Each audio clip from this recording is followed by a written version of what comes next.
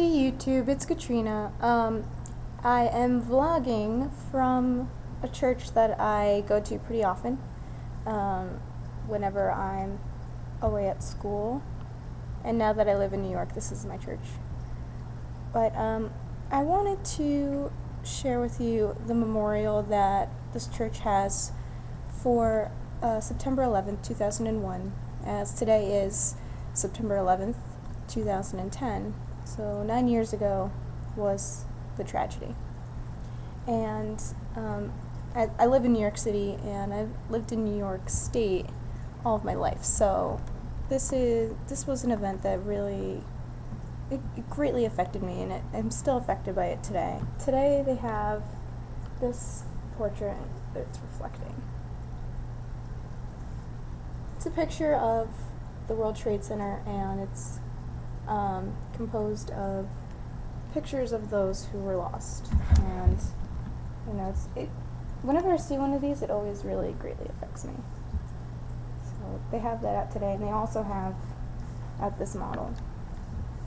And it says, World Trade Center, NYC, for those that lost their lives on September 11, 2001, we will never forget. So those are two things that they have out for this week. And this is the memorial, the permanent memorial. Let me back up. Let's see it.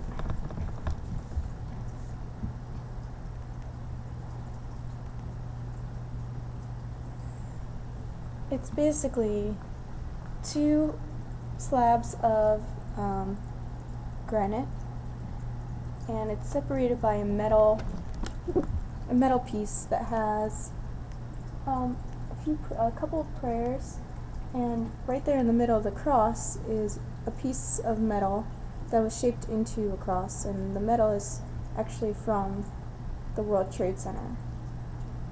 And this is what the captions say. The top one says, "O healing river, send down your waters upon this land. O healing river, send down your waters to wash the blood from off the sand." Then under the cross it says, "The home of God is among mortals. He will dwell with them as their God. They will be his peoples. And God himself will be with them. He will wipe every tear from their eyes. Death will be no more. Mourning and crying and pain will be no more, for the first things have passed away." Revelations chapter 21, verses 3 to 4. Prayerfully dedicated to the memory of those who lost their lives on September 11, 2001. And I forgot to mention, if you can't tell, over each of the pieces of rock is water, and it flows down into the bottom. And it was designed to commemorate the World Trade Center. As you can see, it looks like the towers. See? The people who gave the money that was used to build this church, actually, I could read it right here. They built the church in memory of their son that they lost on that day. So it says, at the top of this list of thanks that's inscribed or carved into the wall, "We are grateful to John and Anita Brennan for St. Thomas More Church."